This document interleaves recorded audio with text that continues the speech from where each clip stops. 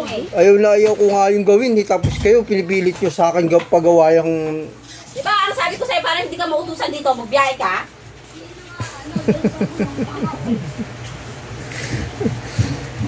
Ibig sabihin, pag di ako bumiyahe, utusan nyo lang ako dito. Ano ko talaga. utusan? Kapal naman ang mukha na itong mga to.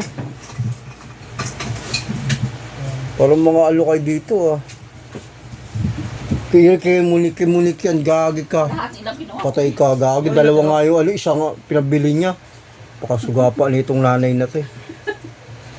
Nagalit yung tanga, bala ka, iyak na naman yun. Sa kalahati lang. Wala, kumain ka na nga, buta ka na. Ng ano to? Nagdadag Ang ang mga puti. kinain ko, ang hindi eh. Kunti ang puta. Laman na laman eh. Saging mo maging baboy ng puta. Tapos pag ano, sakit ang ulo ko. Hindi masakit lang ulo mo, puta na eh. Kinakain mo kung ano Bakit lang. naman talaga ng ulo ko kagabi? Natural, pero di sasakit. Eh, dahil mo naman yata kinain. Hindi na.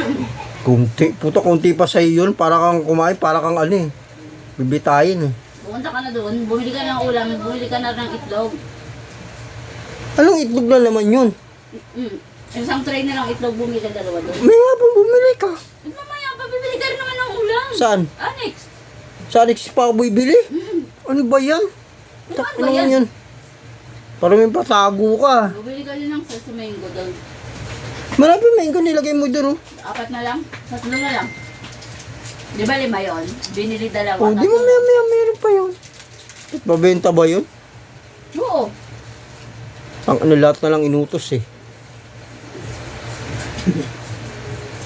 Nairita ka kasi, nagtatrabaho ka din para kang kanga. May isa pa dun. May isa pa dun. Sana lang yun nandun.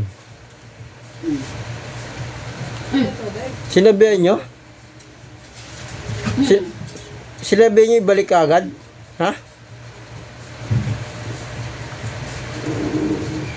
Pila na lang yun nandun. Sana lang. Sa Ate Alma, bayad pa naman ah. Ha? Bayad na sa Ate Hindi mo sinabi.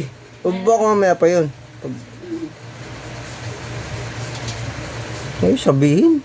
Bayad na para ano doon, mamaya nakuha na yun. Meron pa naman doon sa likod ah.